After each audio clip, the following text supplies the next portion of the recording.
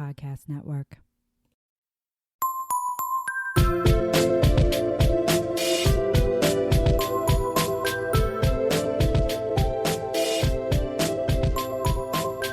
Welcome to Whining About Herstory, a podcast where two longtime gal pals swap stories about women in history that you may not have heard of and chug wine while doing it. I'm Kelley. By God, do we chug that wine. I'm Emily. Yes, we do.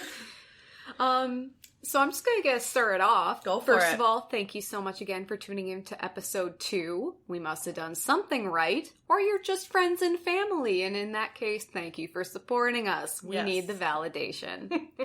So, today Kelley and I are going to be sharing stories about unknown or underknown women in history and drinking some sweet-ass wine while we do it. Speaking of sweet-ass, we're drinking Sweet Bitch Moscato. Heck yeah. And I got it for 2 reasons. One, I could not pass up a wine called Sweet Bitch because that's what we both are. Some sweet bitches. And it was on sale. Plus, Moscatos are probably my all-time favorite Oh, wines. yeah. I'm a Moscato and Riesling girl because the least, alcohol it tastes, the more I like it. Yeah, I just want, And I like the sweet. Even though, there's, 6 feet of snow outside. I'm kidding, it's not 6 feet, it's more 4. No, it is 6 feet. Don't lie. And Moscatos are generally, a summer wine. I don't give a shit. I'm like, this shit tastes good. We are channeling that summer energy into our bodies. Willing the snow to melt. Willing it into existence. And, they had kind of a little write-up at the liquor store about Sweet Bitch, and this is not an educational wine podcast, so we just kind of do what we do, but I did get a little thing here, and I'm going to read it. A light sparkle releases scents and flavors of fresh white peach, melon, and sweet apple. Delicious and fun to drink on any occasion. Chill and enjoy. Ooh. I want that to be like my email signature, just chill and enjoy. I liked your phone sex wine reading voice. Oh yeah. Yeah, we're getting real classy, suggestive with it. Heck yeah. All right. So I'm going first this week. Yeah, we're letting her lead off today. I'm not prepared for. I'm very anxious about it. It's very nerve-wracking to go first. It is, because I loosen up talking to you about your story, and now it's like, oh shit. Now I get to be loose. All right, so I'm going to do some extra credit this week, and That's not fair. I'm not just going to cover one woman. I'm blowing up your spot, Kelley. I'm not just going to cover one woman. I'm going to cover 7. That's just not fair. 7 is my favorite number. Now I don't have to do stories for the next 7 weeks. Oh, what? No. We're just going to skip podcasting for 7 weeks, guys? No, you'll just do yours. Oh, it's just me. Yeah, by myself. Yeah, okay. Solo podcast. So this is the story of the Edinburgh 7, or as I like to call them, the masterful medical mavens. Ooh. Have you ever heard of the Edinburgh 7? No, I have not, but I've also never been to Edinburgh. Did you hear of them when you went to Edinburgh? I didn't actually hear about them until afterwards, and I didn't remember I had heard about them until I started reading this. I was like, oh shit, I remember now. All right, tell me about them. Well, first of all, I did study abroad in Scotland for 3 months when I was in college, so I'm going to do my best with this, but I'm pretty sure Edinburgh is how you say it. I mean, I'm sure there's a thicker Baroque to it. Edinburgh! No. Yeah, probably like that. And everyone from Scotland hates me now. Yeah. I'm so sorry. All right. I'm going to set the scene. Picture it. Edinburgh, Scotland, March of 1869. It was probably foggy or raining because God knows it almost always is. Sophia G. Blake applied to study medicine at the University of Edinburgh, and despite the medical faculty voting in favor of her being allowed to study medicine, the university court, which I guess was a thing, rejected her. This was largely due to a petition of 200 students, started by senior assistant physician Claude Murrayhead. Or Murrayhead. I don't know how. It's Murrayhead. So I'm just going to call him Murrayhead. So it's one name. It's not 2 names. Claude. No, I meant Murrayhead. Yes. The second part is one name. Yep. Okay. Yeah. I'm calling him Murrayhead. And just imagine he has Bill Murray's head.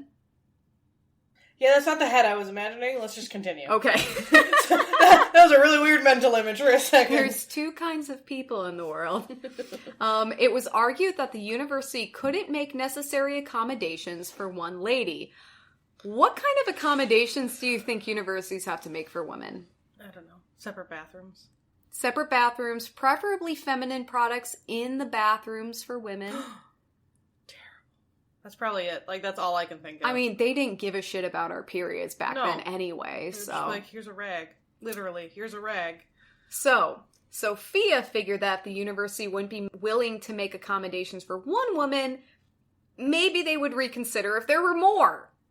Which, yeah, that's super valid. I love that, like, oh yeah, I guess just making accommodations for one woman is a lot to ask, but what if there's a fuck ton of us?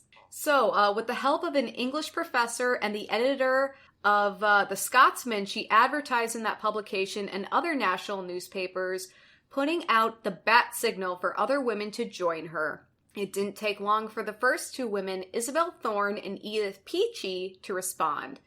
Edith's letter read, "Do you think anything more is requisite to ensure success than moderate abilities and a good share of perseverance? I believe I may lay claim to these, together with a real love of the subjects of study. But as regards any thorough knowledge of these subjects at present, I fear I am deficient in most.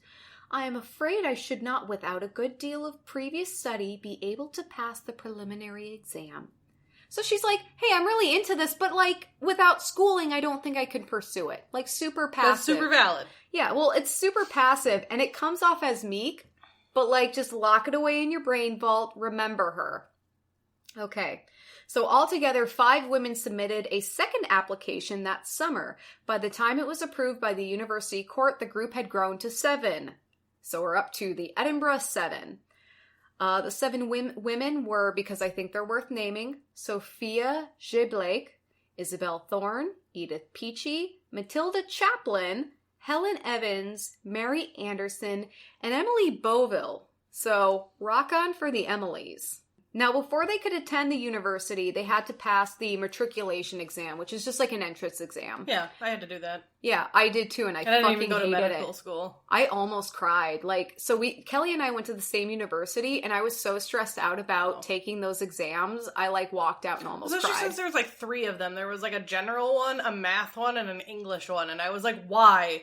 And I'm really bad at math, so like, Yeah, I was very stressed out. They put me in Calc 1. I went to one day of Calc 1, and I was like, fuck this, I have no idea what I'm doing, and took statistics instead. They put me in the math class that's specifically designed for, like, art and English majors who don't know math. So I got to learn how to, like, calculate discounts. Nice. Which has served me well. Good.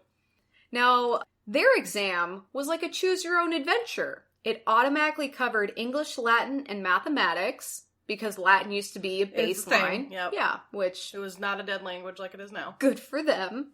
And then each candidate had to choose 2 additional subjects, which could include Greek, French, German, advanced mathematics, natural philosophy, logic, and moral philosophy. You'd think, because they're trying to get into a medical school, Yeah. you think there would be, like, anatomy, or, like... I mean, Latin's really good, because... There's a lot of Latin. Same with Greek. You think Greek would have been, like... So that's just... I find it very interesting that they're trying to get into a medical school, and they're like, just pick one of these. There's It'll no be fine. biology. There's no anatomy. There's... Yeah. You don't need to know the human body. You just need to know languages and math and philosophy. And moral philosophy, if you choose. Anyway, all of the women got together and lived at 15 Buccleuch Place, which is now the university's student experience office, and helped each other study for the exam, which empowered women empower women. I love it. And Sophia actually tutored the other women in math to help them prepare. That's awesome. Bonus trivia. That's not actually trivia, it's more personal. I was like, the Duke of Buccleuch owned the palace that I lived in when I was studying in Scotland. And he got beheaded, he got beheaded at the Tower of London by a drunk executioner who hit him everywhere but his head about 7 times before he finally died. I've been to the Tower of London. Yes. I could feel you there. I went after you. I feel Kelley in these walls. Okay. Out of the 152 total candidates who took the exam in October, 4 of the women ranked in the top 7 places. Fuck yeah! Matriarchy! Right? So on November 2nd of that year, the University of Edinburgh became the first British university to accept women. I would say reluctantly, though. Oh yeah, probably. Sophia wrote to a friend about the event, calling it a grand thing. Good. Which is like, I don't know, it's understated and cute. I mean, her first one was kind of too. She was just like, oh, you know, and then she's like, oh, this was good. Yeah, just... Well, no, that was Edith. Oh. Yeah, this is Sophia who kind of... 7 names. I totally My get it. brain vault, not working. I totally get it. There's a wine bottle-shaped lock on your brain vault. We're gonna get, bored, and we'll just... arrows, and... The rest of the podcast is just gonna be us naming things in the room where we're recording. Oh, look, there's dish soap. Why is it orange? Yeah, right. I don't know. I like the... Anyway, I'm so sorry. That's awful. While their acceptance entitled them to the same education and resources as the male students, I don't like this where this is going. There were some stipulations to the women's education. One document details the regulations for the education of women in medicine in the university. Can we stop with the marathon titles? I am so tired. I am not sober enough to read these. I was trying to think of an acronym, but I couldn't remember the first half of the document's name. It's the REWMU. The REMU. The REMU? Yeah. Let's French. make it We're sound going back French to and the fancy. So this stated that the women would attend classes separately from their male counterparts, and since these class sizes were significantly smaller, they would pay more in tuition. Okay. Yeah, so hey, we're gonna make you attend smaller classes, and we're gonna make you pay. Money. Exactly. Also... Because women are so distracting in class. Didn't you know that? Especially back then in their, full body, neck to feet frocks. Oh yeah, super sexy. God. Also, due to a loophole that allowed but didn't require university professors to teach women, the women were left to arrange lectures for themselves, often with Sophia leading. So they're paying more money to teach themselves. That's the biggest bullshit I have ever heard. I'd be crying if I wasn't drinking some Sweet Bitch right now. Yeah. Thank you, Sweet Bitch, for making me capable. All right. One professor, Crumb Brown, because that's a name, refused to issue the women attendance certificates, instead giving them credit for attending a ladies' class. Unfortunately, these strawberry jam labels, as they were called, didn't translate into actual college credit. What the fuck is a strawberry jam label? That's what they started calling these attendance certificates because they didn't actually mean anything. They, referencing women's periods or something? Fuck! I didn't think of that. Why strawberry jam? And I'm like, well, it's red. I don't know. Well, I mean, strawberry jam is significantly better than grape jam. Yeah. Let's just be honest. Let's I'll be die on that hill. here. But I mean, it's basically these attendance certificates were worth as much as a strawberry jam label. So nothing, apparently. So they're paying more money. They're teaching themselves. The professors that will teach their classes won't give them credit for it. Yeah. Wow. Yeah. So they're just getting screwed on all sides. All right. In March 1870, the group had their first physiology and chemistry exams. They didn't just pass, but 4 of them received honors in both subjects. Remember humble Edith Peachy? She ranked first among all the candidates, which gave her access to the Hope Scholarship. Fuck yeah. So she's like, oh, I really like this, but, without some schooling, I don't know how well I do. And then she fucks everyone. She just, boom! Yeah. Good. Mic drop. Way to go, Peachy. Yes. Edith, I love you, honey. Yeah, right. That's right. First names. Friendly. Yes. Friendly basis. I love her last. Edith Peachy. That's a great name. I might be saying it wrong. It's Pechey. Where'd you go with Peachy? I'm renaming her. Okay. That's incredibly offensive. I'm so sorry. So the Hope Scholarship, created by chemistry professor Thomas Charles Hope, was awarded to the 4 students who ranked highest on their exam. Unfortunately, due to growing resentment towards the women they didn't give it to her, did they? You know, sorry. I'm trying to craft a narrative here, and you're just cutting right to the end. I'm so bad. Okay, we're just gonna cut to the end of the story. Guys were dicks to women, but End they're of podcast. badasses. The end. But so, due to the growing resentment towards the women from the faculty and the concern of upsetting the male students, shout out to Fragile Masculinity, Edith and other qualifying women were denied the scholarship. It was instead rewarded to male students who ranked lower.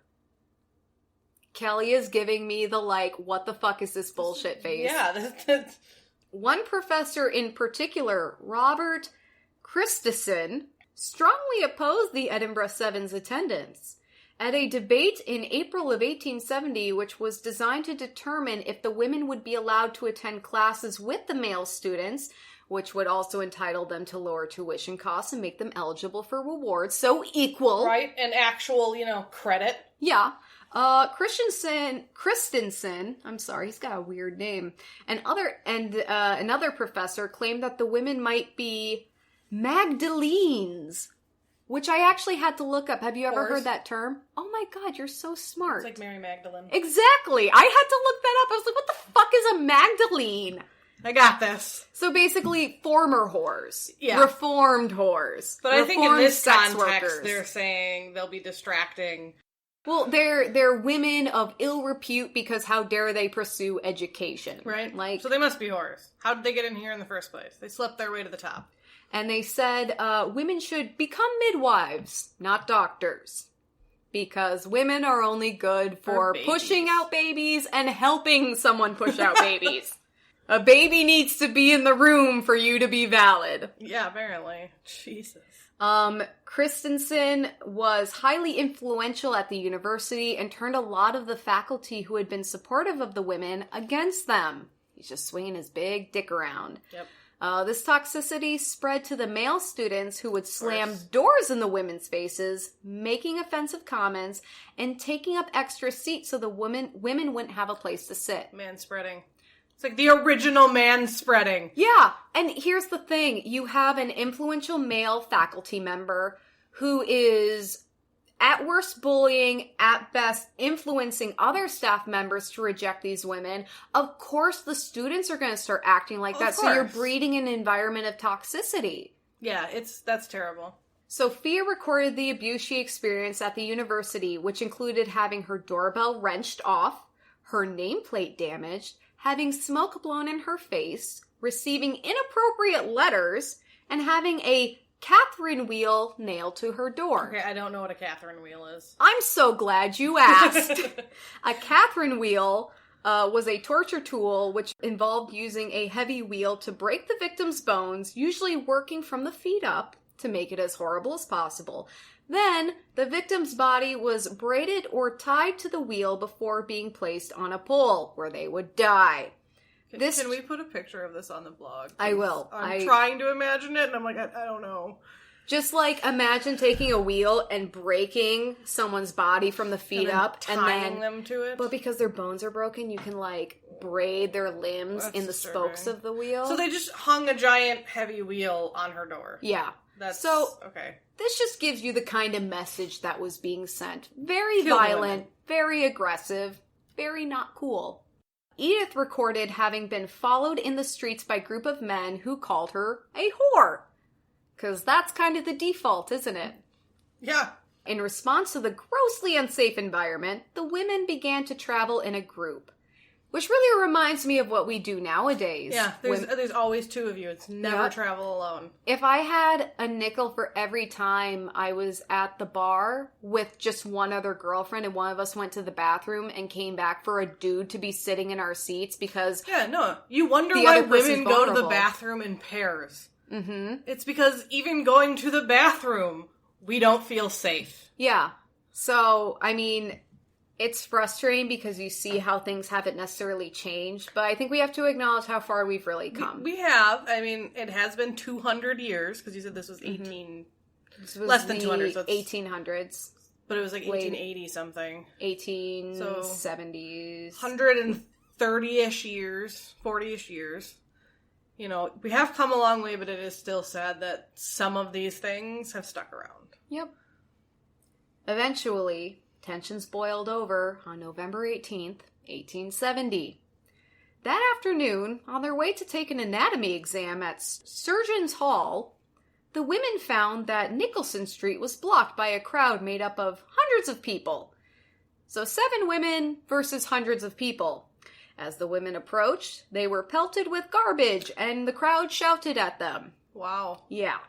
Hundreds of people. Well, that's the question, with like, these hundreds 7 ladies. of people. Like, my question is, was it only men, or did, like, men start dragging their, like, wives and shit into it? Like, I found some resources that said that the crowd was all or primarily men, but yeah. Because I'm sure sometimes, like, men, if they go home and they're enraged, can, like, especially women of that time, like the meek ones, I'm sure would be like, oh yes, that woman shouldn't be there, like, so I could see some women joining the crowd. Internalized misogyny is real, and it affects all of us to an extent. So, I think it was primarily men, probably a lot of faculty and students, but we can't say for sure. Either way, hundreds of people versus 7 women trying to take an anatomy exam. Right? They're like, I just want to get to my class and take a test. What I would do to get out of an anatomy exam, and these women are facing a crowd of hundreds just to fucking take it.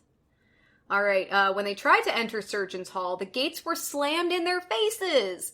Now, there was a side entrance which they could have used to get out, but instead, they faced the crowd until a sympathetic student finally opened the gates. So they could have run away, but instead they're like, fuck this. So at this point, they got through the crowd to the gate. The gate was shut, and they just turned around and were like... I guess. Okay. I wish I had a map, because I didn't totally understand it. But that's what I'm going to envision in my head. Finally someone lets them in. The event is now known as the Surgeons Hall Riot. Now, there were consequences for the riot participants. 3 disorderly students were fined £1 each and charged with breaching the peace. £1. Yeah. Okay. So £3 total. Yep. Good job. Yeah, consequences are real. So, settle down. I would never riot again. I know. £1. It's such a turnoff. Yeah. I can't afford that. No.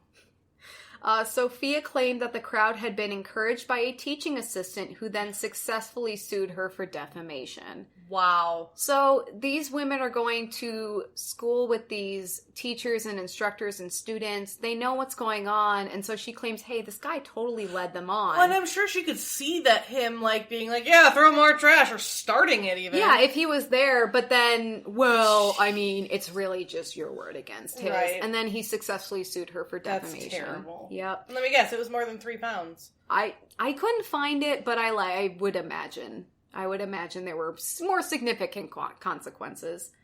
Consequences.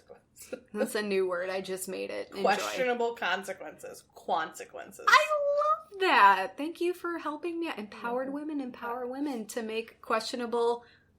We're going to high five. I realize we also forgot to cheer our wine. What should we cheers to? Yeah, we're going to cheer to consequences. Consequences. Thank you, everyone. All right. The riot did gain the women widespread publicity and won them support, even amongst some male students who were shocked by the riot, because I guess they didn't know what was going on before. Or it might just be like, okay, it's one thing to not want these women in your classes. It's another thing to, like, corner them and throw garbage at them. So, this is a really shining moment for some of these male students. So no one can say we hate guys, because we will give credit where credit is due. The supportive male students stepped the fuck up and began escorting the women and acting as bodyguards. Oh, good. Isn't that so sweet? And that's what we need. Women can be as empowered as we can, but if we don't have support from the men around us, there's only so far we can get. Yeah. So that's awesome. Some of their supporters formed a general committee for securing a complete medical education for women. That's a whole title. Which had over 300 members, including Charles Darwin, and more women joined their classes. That's awesome. Yep. So really this riot backfired on the rioters. Oh, yeah. And everyone's like, whoa, guys, what the fuck? Calm down. Too much. You're getting hysterical. Despite all of this, however, the university refused to award the women their degrees in 1873. This decision was not only upheld by the Court of Sessions, which is like the Supreme Civil Court of Scotland, but the court also ruled that the women shouldn't have even been accepted into the university in the first place. Wow. Your stories make me angry. This is a very... What did I say? Last episode, we said happy endings. You did not give me a happy ending. We're not at the ending yet. Okay. We got like another page and a half, so... Oh my god, I lost my place. There better be a happy ending. All right. So what happened to the Edinburgh Seven? Sophia Giblake. So she's kind of the main one we've been following. She was the first one, right? Yep, she was the first one. She's kind of spearheaded a lot of this. And she taught some of the classes. Right. So Sophia moved to London to campaign for women's rights and established the London School of Medicine for Women in 1874. Fuck yeah. 12 of its 14 students previously studied in Edinburgh, and 6 of the original 7 ended up attending the school. Empowered women empower women. I'm not going to stop saying it. 5 of the original Edinburgh 7 did receive medical degrees abroad. Good. In 1876, legislation was passed that enabled but didn't require universities to treat male and female students equally. Here's my question. What disabled them from doing that in the first place? Yeah, that's what I was going to say. I was going to be like, so if it's not required, what does that really change from what was already there? Yeah, I mean, it's... I guess maybe it stops, if women are accepted, it stops that Supreme Court-y thing from being like, they shouldn't have been there. Yeah. Because people could be like, no, it's on the law, it says they can be there. They don't have to be. I hate baby steps, but I understand their significance. The Irish College of Physicians was the first to grant medical licenses to women. Go Ireland. In 1878, Sophia returned to Edinburgh and started her own practice, becoming the city's first woman doctor. She created a clinic for poor patients, which eventually became Brunsfield Hospital, which closed in 1989. Oh, so basically, she ran her practice for many years, and then when she finally went on retired... for like 100 years. Well, when she retired, another group bought her house and continued and, expanded, and they eventually moved to a new location, which are apartments now. Cool. I want to live there. Okay. I want to go to Edinburgh I will go with you. And live there. If we start podcasting from Edinburgh, you know where we'll be. Yes. When Scotland finally started granting women medical licenses, Sophia helped found the Edinburgh School of Medicine for Women. So she got shit done. Oh, yeah, and she kept her hands in it the entire time. Oh, yeah. No, I mean... Good for her. This was, like, no one goes into medicine because, well, it might be fun. Like, she was very serious about it, and all of them were. Except for the one that was kind of like, well, I could... We're about to get into her. We're about to get into Miss Edith Peachy. So Edith Peachy practiced in Leeds before becoming a senior medical officer at a women's and children's hospital in Bombay, modern-day Mumbai. She was eventually appointed to the Senate of the University of Bombay. Nice. So she maintained a medical career. Isabel Thorne. She was one of the original 7 who attended Sophia's school and became its honorary secretary. She left her medical pursuits to focus on helping run the school and was a fixture of the administration for 30 years. Wow. Her daughter, Surgeon May Thorne. Heck yeah. I want to acknowledge it's the same last name, too. Yeah. Succeeded her as honorary secretary. Mom's name. Yeah, I mean, a lot of these women, they did have marital history, so I'm wondering if maybe Isabel never married. Maybe. She just, got what she wanted and had a baby. I love it. Okay, so now we're on to Emily, and I want to acknowledge we share the same birthday. Do you really? We are 150 years apart. Wow. Emily energy up in here. I'm feeling it. So Emily gained her medical degree in Paris. She worked at New Hospital for Women in London from 1878 to 1881 before moving to Nice, using the warm climate to help alleviate TB, or tuberculosis. She was also awarded the Officer of the Order of Academic Palms by the French government for her contributions to medicine. And I had translated that because it was in French, and I actually looked up a YouTube video of some guy saying it, but he said it so quickly and so Frenchly that I could not figure it out. I tried. Women rarely won this award. Her husband, physician William Allen Sturge, strongly supported Emily's professional career, and they ran a practice together. That's sweet. I love that. See, and that's what we were talking about, that the men in women's lives need to stand behind them and help them. Yep. You know? Because it's not an even playing field, and sometimes we need help. We're strong and we're empowered, but by God, sometimes we need the support. Right. And we will support you too if you're not a piece of shit. Helen Evans. Helen actually married the editor of The Scotsman. I couldn't figure out if it was the same one who originally helped Sophia with her ads, but I like to think it was. In 1871, and had 3 children. Upon his death 5 years later, she became a member of the executive committee for the Edinburgh School of Medicine for Women, which Sophia helped found. Yep. So these women are in and out of each other's lives forever. Like she was also another one that didn't get the medical degree. Maybe not. Okay, because you said 5 of the 7, so that would make those would be the 2. Because what was it? Isabel. And then it maybe sounds her. like she didn't. And then maybe Helen. Matilda Chaplin in 1871 married professor of physics William Aryton, Aryton. They moved to Tokyo, where Matilda founded the School for Midwifery. I love that word. It sounds like midwifery. Kind of silly, like midwifery. It does. It kind of sounds like a made-up word, but it's not. Yep. Later, she studied at the London School of Medicine for Women and received her medical degree in Paris in 1879, eventually setting up her own private practice. Nice. And finally, Mary Anderson. Apparently, everyone got married in 1871. It was a big joint wedding. Yeah, they all just got married and like they threw stethoscopes instead of bouquets. Oh my God, that would hurt so my God. Next, whoever catches it is going to be a doctor now. Obviously, it was that one person's, Mary Thorne's child. Yes. She caught 2. That's why she's a straight up surgeon. She's cutting people open. Mary married, but after her husband's death a few months later, she finished her studies at the London School of Medicine for Women. She received her medical degree in Paris and worked at London's new hospital for women until 1895. So, their legacy... let's see, after the Universities Act of 1889, Scottish universities finally began admitting women undergraduates in 1892. All classes were co-ed, except for medical, which seems kind of like a fuck you, but I'm sure there was some kind of reasoning that wouldn't hold up today.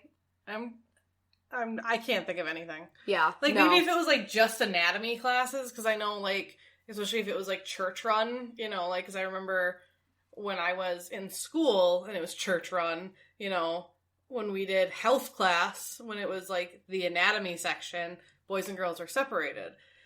So, like, that's the, like, if they were, like, anatomy, I'd be like, okay, yeah, it must be old school, like, maybe church run, you know, women can't see naked men with men around kind of a thing. I don't know. But all of medical classes that... I can't think of any, like, it seems kind of snarky. Yeah. It's funny that you talk about, like, being educated on health in a parochial school environment, because I remember I went to a parochial school from, like, K through 7th grade. Yeah, mine was K through 9. And I remember after school, all of the girls had to attend this special class. Oh, really? And we got to learn about our periods. Oh, no, we just did that in health class. Yeah. So again, it was when the men and women were separate. So we got to learn about that with our moms from a nun. And all I remember from it is the nun opening up with showing us a pad and telling us how when she was a little girl, she used to use it as like a Barbie mattress because the back of it stuck to the plastic frame Barbie bed. Which is just so totally precious. See that, yeah. I'm like, oh shit, why have I never thought of right? Like, that's genius. And look, the wings help it wrap around the bed and keep it secure so she doesn't fall out of bed. Oh, that's funny. Let's see. After I already got to that. In 2015, the Edinburgh Seven were commemorated with a plaque at the site of the Surgeons' Hall riot. And this is where I remember hearing about them. Because I'd seen the articles about it way back in the day, and I'd looked them up. I was like, oh, that's cool.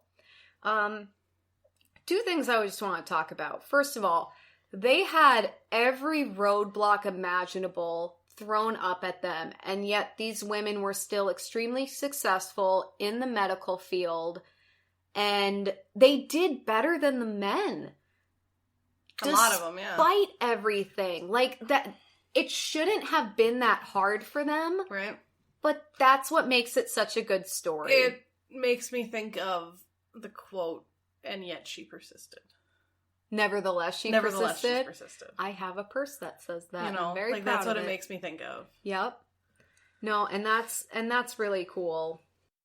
Okay, so the second thing I wanted to talk about was I was actually going to cover another figure for this episode, but this is a podcast about women, and I couldn't determine this individual's sexual identity, but they are a hidden figure.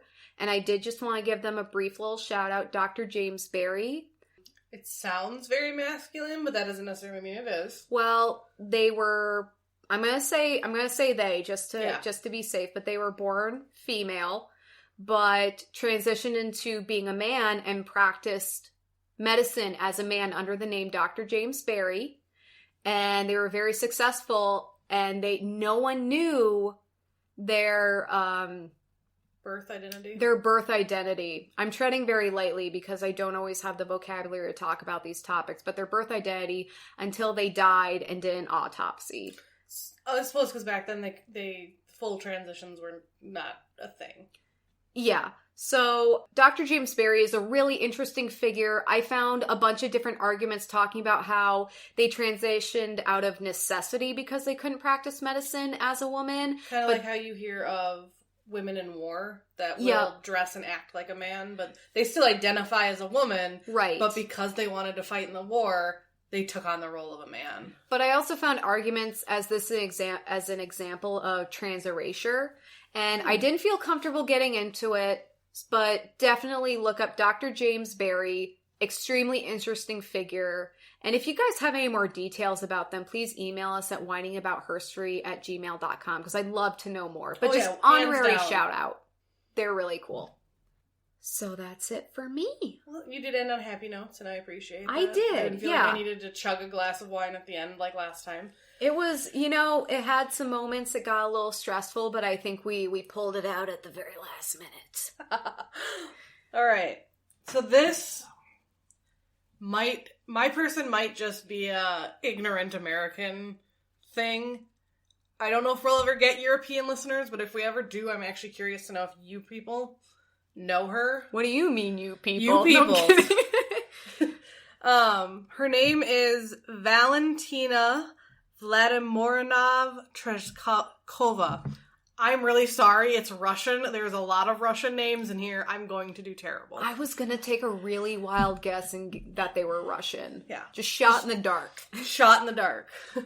So the brief overview before I get into her full story is she was a Soviet cosmonaut who was selected from more than 400 applicants and 5 finalists to launch the Vostok 6 mission on June 16th, 1963. She spent almost 3 days in space, orbited Earth 48 times in her space capsule. This was her only trip into space. It took, just as a standard, it took America 20 more years to send a woman into space. Holy shit. Wait, I'm sorry, repeat the year? 1963. Holy shit. Yeah. So 20 years later, America sent Sally Ride into space. We didn't even send anyone into space until, 7 years later? Because we went to the moon in 1969. Yeah, we went to the moon, but we did have orbiters before that. Yeah. Oh shit, you're right. I gotcha. All right. Science is hard. So, Valentina, or as they call her, Valya, so that's what I'll use, is Valya. I love that. Was born on March 6, 1937, in Meslinikova, a village near the Volga River, about 170 miles northeast of Moscow. So kind of more out there, more into Russia. Yep. A little more middle of nowhere. Yeah, exactly. Not quite like Serbia, but... Or not Serbia. Serbia's a country. I mean, maybe they have a gas station. No, what is that called? Siberia? Siberia. This is not a geography podcast. That's what I meant. I meant Siberia. Not quite Siberia. It's not Serbia either, though, so I guess I wasn't wrong. Well, you're not wrong. So her parents were farmers, but her father was killed during World War II when she was only 2 years old. Bummer. When she was 8, she started school, but left 8 years later when she was 16 and started working in a textile factory. However, she did finish her schooling through correspondence. Oh, cool. So she, did remote schooling. Yeah, she finished her schooling.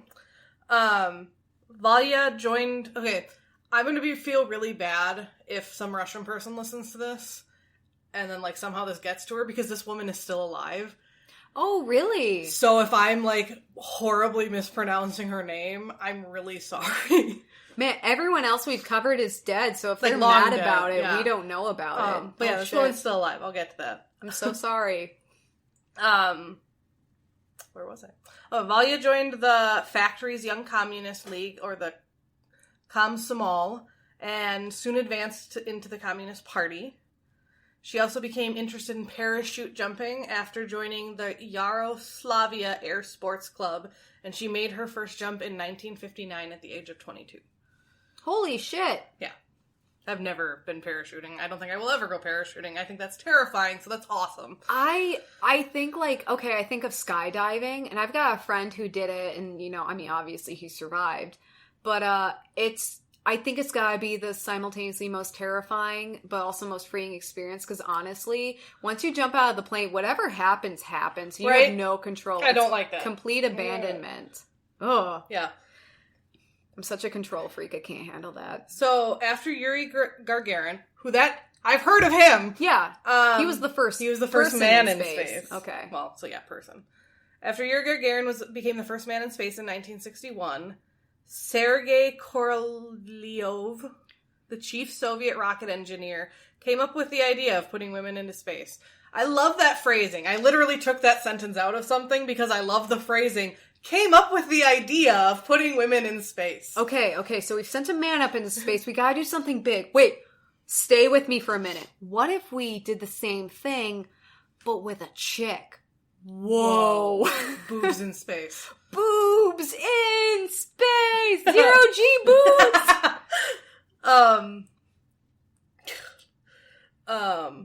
Valya volunteered for the program, and she did not have any experience as a pilot, but she was accepted into the program because of her 126 parachute jumps. She was also considered a particularly worthy candidate, partly due to her proletarian, which that was actually in quotes, background, and because her father was tank leader Sergeant Vladimir Tereshkova, a war hero. So her father had strong political ties. Yeah, but he was dead at this point. Oh, okay. But he died when she was 2. That's right.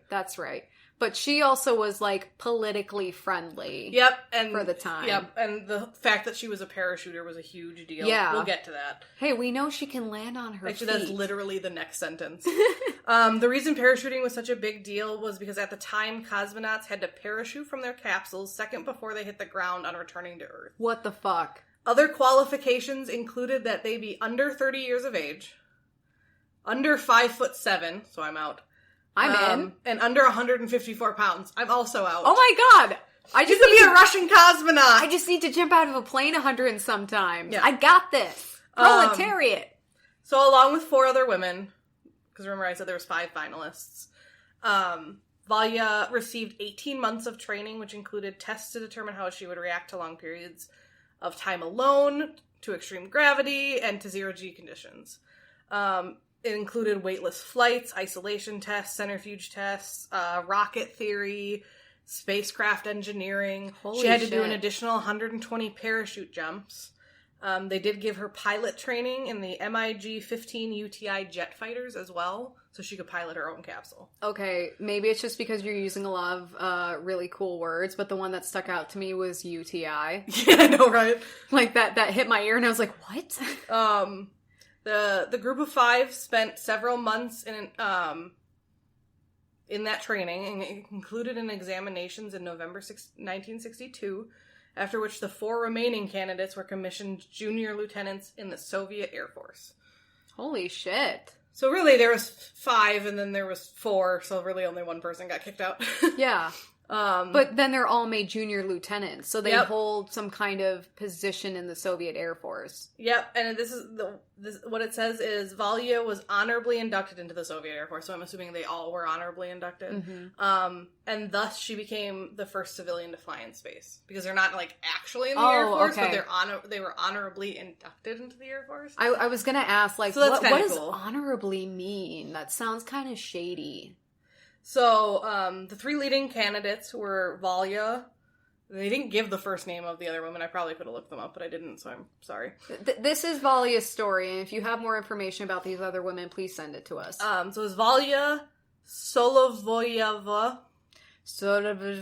I'm assuming these women are still alive, too, so I'm really sorry. I'm so sorry. And Ponomaryova. I think all of them end in Yova. No, one's Kova. Never mind. Yovakova. So those 3 were the leading candidates, and a joint mission profile was developed that would see 2 women launched into space on consecutive days in March or April 1963. However, the initial planning that was supposed to be Valya would launch in Vostok 5, while Ponomaryova would follow her into orbit in Vostok 6, did not happen. The flight plan was altered in March of 1963, and Vostok 5 would now carry a male cosmonaut, Valery Bykovsky, with Valya flying aboard the Vostok 6. Why'd they replace her with a dude? It didn't say. What the fuck? I really want to give them the benefit of the doubt and say that there was, like, a decent reason, but... And there might have been. History shows me there probably wasn't. And so, yeah, out of the 4 women, the State Space Commission did not nominate Valya to pilot Vostok 6. And then, just to note, she was exactly 10 years younger than the youngest Mercury 7 astronaut, Gordon Cooper. Holy shit. So she's, young, like, also one of the youngest people in space. At the time, at least. Yeah. So she watched the successful launch of the Vostok 5 with the male cosmonaut on June 14th. Okay. And began the final preparations for her own flight. Do you think she was just doing this the whole time? The jerk-off motion? Probably. Just, yup, dude in space, been there, done that. That's funny. She was only 26 at the time. Oh my god. Can you imagine going up into space right now? Well, it would have been a year ago for me, too, for you. Yeah, I would throw up. No, I can't. Yeah. No, I can't even imagine it now. I'm 28 years old. I'd throw up the whole way. Right? I wouldn't have gotten past the 5 months of intensive training. No, I wouldn't have gotten past... I couldn't even have been a cosmonaut. I don't fit... The only requirement I fit is under 30 years of age. They go with rocket theory, and it'd be like, yes. We don't know if rockets exist, but theoretically they could. And then they'd kick me out. Yeah, they'd be like, leave. Just leave. Stop. So, she was 26, and on the morning of June 16th, 1963, Valya and her backup, Solovyova, were dressed in spacesuits and taken to the launch pad by bus. Following the tradition set by Gagarin, Valya also urinated on the bus tire. So did you know that? Oh my god, before Yuri Gagarin went into space, so the first guy in space, he got out of the bus and peed on the bus tire before he went into his space shuttle. Oh my god, I love that. Yeah, so she did it too. And it's harder because we don't have I know, we have to like squat. There's a whole physics process involved with peeing on things for women. So she became the first woman to do so. I love it. First woman ever to urinate on a bus tire without getting it on her pants. Maybe. Yeah, right? Not on the spacesuit. So she completed her communication and life support checks and was sealed inside the Vostok. Emily, if you want to take a look, there's a picture of her little capsule on the drive. Okay. Which will be on the blog later, which is whiningaboutherstory.com. Super easy. But it's pretty tiny. It's basically like her and a little like booster. It's the one that looks like a little infograph. Oh, I clicked on something else, but I see it. Yeah. Oh my god. Yeah. It's like this so tiny little capsule. I don't feel comfortable. No. I don't either. Horrifying.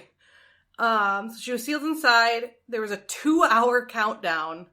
And then Vostok 6 launched successfully. Wait, do you think that they counted down the whole way? 1:59. 1:58.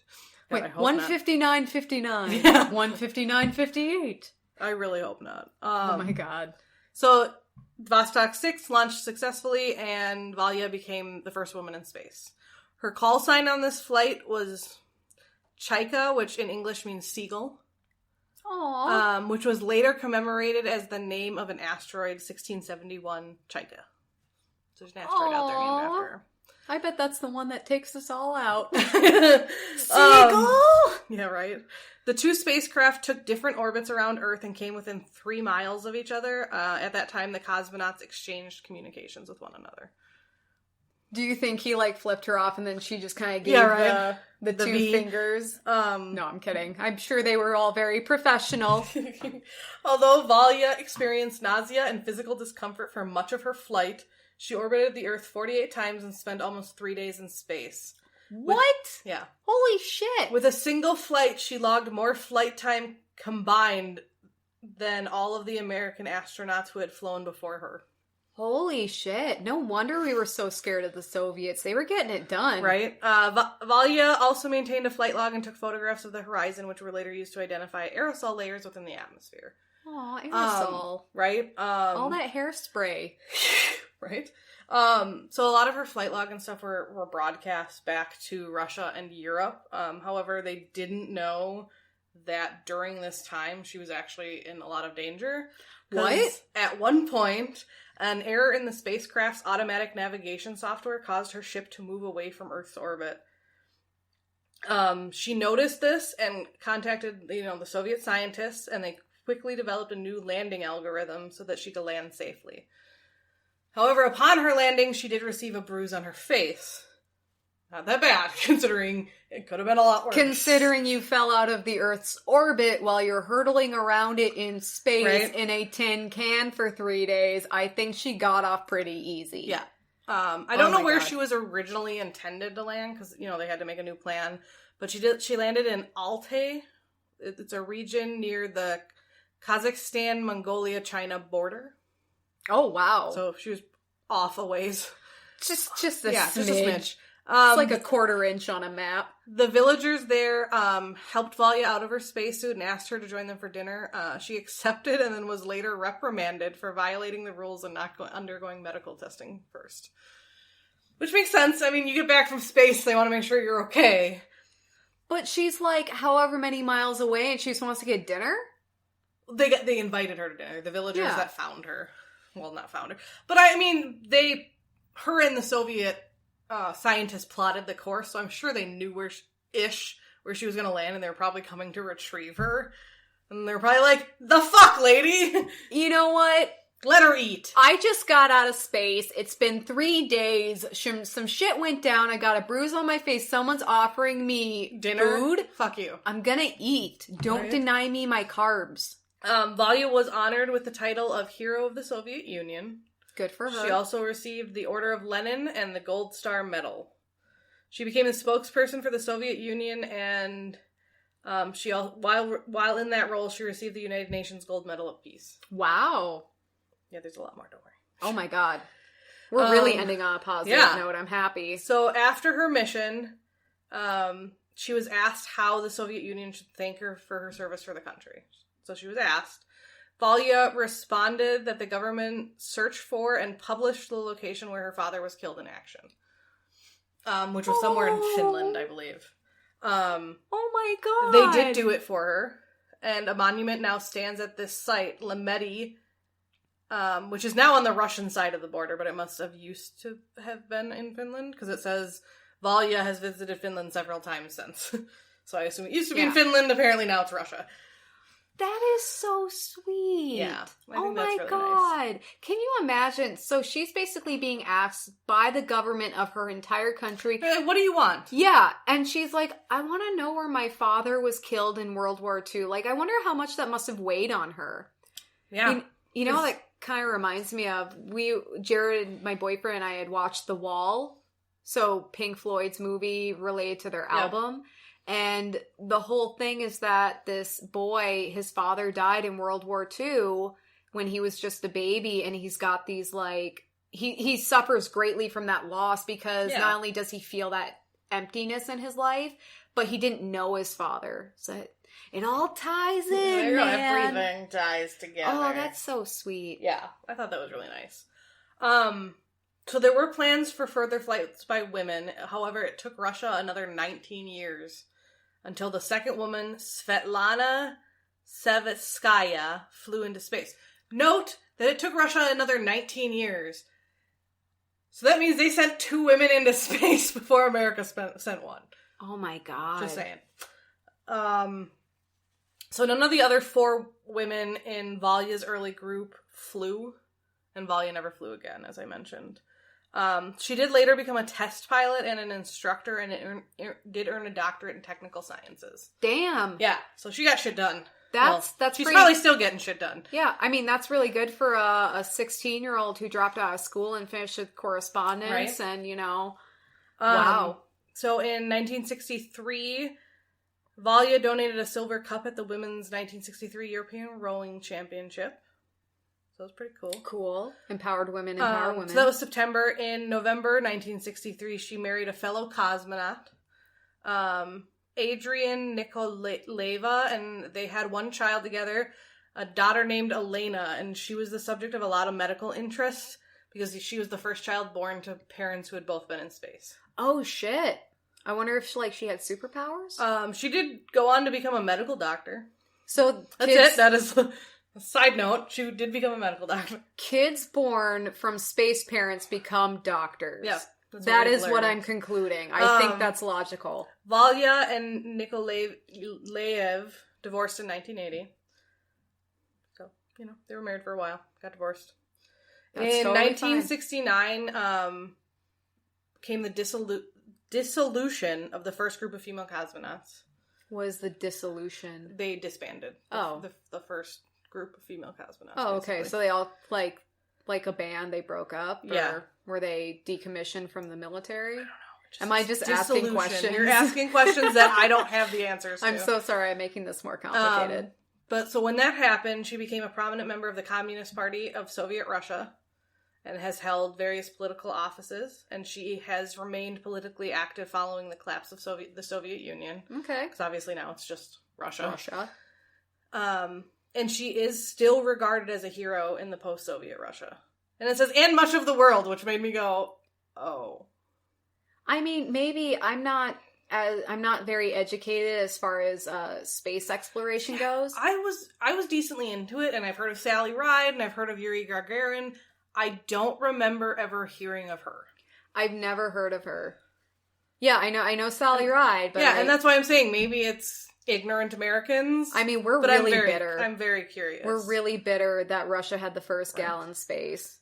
But we went to the moon. We went to the moon. Seriously, so Russia was so far ahead of us as far as space travel went, but then America got to the moon first, and we're like, we won, and I'm like, right. Yeah, but I mean... You sure? Right. She is still the only woman to ever have gone on a solo space mission. Wow. So there have been other women in space. She's the only one to have gone on a solo space mission. Holy shit. Probably because you couldn't fit anyone else in that tiny capsule. Yeah. Where did she get, food and water? Or did she just go without for 3 days? I have so many questions. I do too. So she had studied at the Sukovsky Air Force Academy and then graduated with distinction when she became an engineer. And then in 1977, she earned her doctorate in engineering. She did marry again to Yuli. Yuli? Yuliy. Yuli. That's terrible. Shapashnikov. A surgeon. Oh, man. Dr. Shapashnikov. Yeah, basically. I'm so sorry. Okay, so the political positions she's held over the years, 1966 to 74, she was a member of the Supreme Soviet of the Soviet Union. 74 to 89, she was a member of the Presidium of the Supreme Soviet. 69 to 91, I was born that year. She was in the Central Committee of the Communist Party. 97, she retired from the Russian Air Force and the Cosmonaut Corps by presidential order. So the president's like, honey, Just, you're too old. You're done. I assume. She has also been a representative for the Soviet Union abroad. She was a member of the World Peace Council, a member of the Yaroslav Soviet. She has been a Soviet representative at the UN Conference for the International Women's Year, which in 1975. Wow. Yep. She led the Soviet delegation to the World Conference on Women. She attained the rank of Deputy of the Supreme Soviet. Trying to make sure I'm not repeating myself. Vice President of the International Women's Democratic Federation and President of the Soviet Algerian Friendship Society. Wow. Soviet Algerian Friendship Society. That's pretty She's sweet. held a lot of titles. Do you think one of the reasons that we're not familiar with her is because she was involved with the Communist Party in Soviet Russia? I don't know, because she's still active now when it's not communist. Well, we're still pretty salty about that shit, though. we're salty about a lot of things. Yeah. So yeah, like I said, she received the Hero of the Soviet Union, which is the USSR's highest award that you can get. Wow. She received the Order of Lenin, Order of the October Revolution. And wasn't that the revolution that overturned the Romanovs? I believe so. She received numerous other medals, both foreign and domestic, including the Karl Marx Order, a United Nations Gold Medal of Peace, and the Simba International Women's Movement Award. She was also bestowed a title of the Hero of the Socialist Labor of Czechoslovakia, Hero of Labor of Vietnam, and Hero of Mongolia. Damn! In 1990, tying into your story, she received an honorary doctorate from the University of Edinburgh. Oh, yay! Sorry. Damn, that diamond's just so fierce, sorry. Kelly. Valia, so her last name is, Tereshkova. She does have a crater named after her on the far side of the moon named Tereshkova. Aww. That's kind of cool. That's cool. Too bad we can, never see it. Yeah. At least I'm still not from done her. yet. Oh my god. Yeah, I know. She's got a bitchin' resume. I know! I'm like, she's so impressive. God, my resume is pathetic. So, after the collapse of the Soviet Union, while she lost her political office, obviously, she's still held in very high prestige. And her importance has only ever been passed by Yuri Gagarin and Alexei Lenov, which I actually haven't heard of that second person either, so maybe I need to go Google that person. I think that's a guy. That's why I was saying person. I assume it's a male. Yep. But if it's not, I didn't want to be offensive. You're right. We should not assume. We're going to be more progressive than that. She has been elected to the State Duma, which is the lower house of Russian legislation, and that happened in 2011, so she's still a member today. Holy shit. So she still serves in what I assume is similar to their, Congress or House. Some kind of governmental body. I'm not going to pretend to understand how Russian government works. Valia's life and spaceflight were first written about in 1975 in a book called It Is I, Seagull. Oh, I love that. I know, I think that's super cute. And then again, in greater detail, she was written about again in 2007 in a book called Into the Silent Sea by Colin Burgess and Francis French, and it kind of really makes me want to read it because there's a lot of interviews with Valia and her colleagues from the time. That's super cool. So it's almost as firsthand as it can get while being written by other people. She was invited to the Prime Minister Vladimir Putin's residence to celebrate her 70th birthday. And she told him while she was there, or maybe not him, but she said while she was there that she would like to fly to Mars even if it means it's only a one-way trip. Oh my god! I'm gonna deviate. Have you ever seen the movie Space Cowboys? No.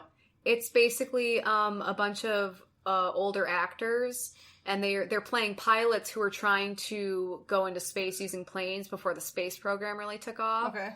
And there's some kind of satellite in space that's really old from their time that's malfunctioning, and they're the only ones with the technical knowledge to fix it. So they get trained as astronauts and go up, and I mean, spoiler alert if you haven't seen this, one of the guys ends up basically staying behind on the moon Because he's like, this this is all I wanted to do. That or it happens in another movie. Yeah, because basically he's like, this is all I ever wanted to do, and there's no other way for you guys to get home, so it's just a one-way trip. And I cried, and I was really mad at my boyfriend for letting me watch it, not telling me I'd cry. So some other just neat facts about her. She has been a torchbearer of the Olympics twice. Fucking better be. Both in 2008. She carried it during the St. Petersburg leg of the 29th Summer Olympics. And then in 2014, she carried again ahead of the 22nd Winter Games in Sochi. Wow. I have some quotes from her that I thought were really awesome. Do it. So I have 3. The first one is, if women can be railroad workers in Russia, why can't they fly in space? Love it. The second one is, once you've been in space, you appreciate how small and fragile the Earth is. Aww. Which makes sense.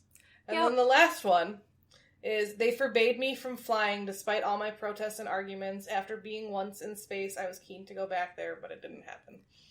So she very much wanted to go back into space and did not get to.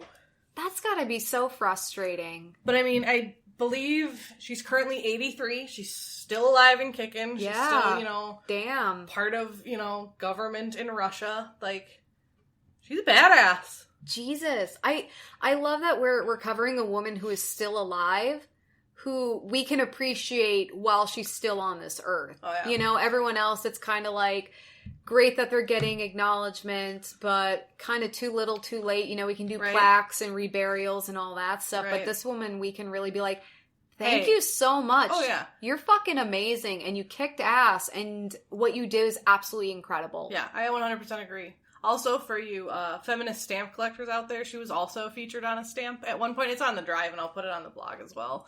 It's pretty neat, because it's like a picture of her in her spacesuit, and then like her little tiny capsule. She's got great hair. I know women are more than their appearances, but she's got great hair. She was very pretty. I mean, she's still very pretty. There's a picture of her from like 2003 on there. She's like in a purple suit. And I'll put it up on the blog, which is whiningaboutherstory.com. And, so go check out the blog, check out our Facebook page, Whining About Her Story. Check out our Instagram, WAH Pod. Send us emails if you want, whiningaboutherstory@gmail.com. Tell us what women you think we should cover. Or, hey, if you have a story about a really badass gal in your own life, please share that with us, because there are so many incredible women that are never going to get a postage stamp, but that doesn't make their contributions any less valid. No, and we'd love to hear personal stories, and if we get enough of them, maybe we'll just do an episode on like women of today, that viewers have sent in, and I mean, we'd love to hear from you regardless. The women in my life. Yeah, there you go. I love that. So I know this episode's ending on kind of an upswing anyway, but Kelley, do you have anything you're thankful for today? I am thankful for, I don't know, the warmth of this house and being out of the bitter, bitter cold, because it's supposed to get even colder this week. We're living in Minnesota, and shit is crazy. The snowbanks are taller than me. My dogs have resorted to going potty in the driveway because the backyard is just, the snow is so deep. Even the pit bull can't get over it. It's awful. So yes, I'm thankful for wine that warms me from the inside and friendship that warms me from the outside. I am thankful that you made 2 bags of popcorn before we started recording, and we got to watch some Veronica Mars. Heck yeah. There's Shout another out to great heroine. Yeah, early 2000s television at its best, people. All right, well, thank you so much for listening. We're so happy you could join us, and please have an empowered day, and empower the women in your life. Thank you so much. Bye. That was good. Good.